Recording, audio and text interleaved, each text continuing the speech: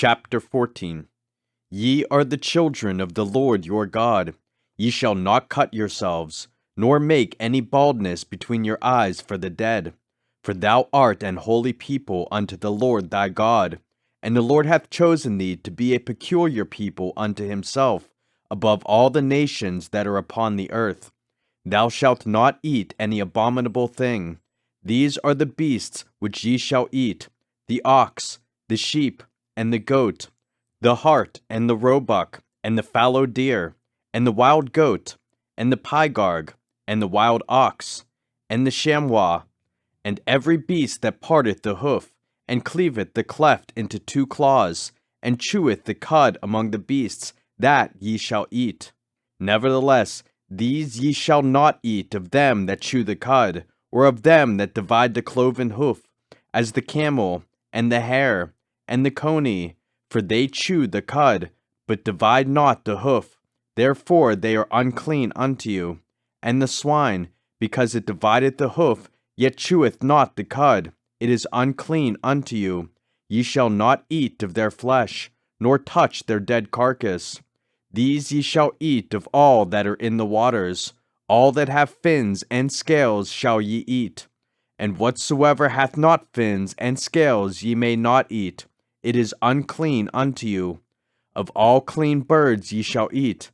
But these are they which ye shall not eat: the eagle, and the ossifrage, and the osprey, and the glede, and the kite, and the vulture after his kind, and every raven after his kind, and the owl, and the nighthawk, and the cuckoo, and the hawk after his kind, the little owl, and the great owl, and the swan, and the pelican, and the gyre eagle, and the cormorant, and the stork, and the heron after her kind, and the lapwing, and the bat.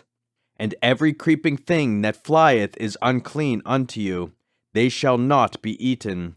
But of all clean fowls ye may eat. Ye shall not eat of any thing that dieth of itself. Thou shalt give it unto the stranger that is in thy gates, that he may eat it. Or thou mayest sell it unto an alien, for thou art an holy people unto the Lord thy God. Thou shalt not seethe a kid in his mother's milk. Thou shalt truly tithe all the increase of thy seed, that the field bringeth forth year by year. And thou shalt eat before the Lord thy God, in the place which he shall choose to place his name there, the tithe of thy corn, of thy wine, and of thine oil, and the firstlings of thy herds and of thy flocks, that thou mayest learn to fear the Lord thy God always.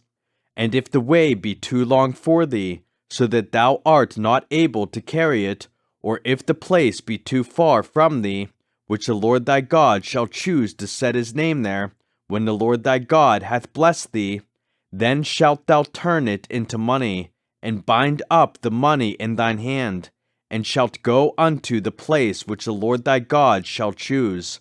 And thou shalt bestow that money for whatsoever thy soul lusteth after, for oxen, or for sheep, or for wine, or for strong drink, or for whatsoever thy soul desireth. And thou shalt eat there before the Lord thy God, and thou shalt rejoice, thou and thine household. And the Levite that is within thy gates, thou shalt not forsake him, for he hath no part nor inheritance with thee.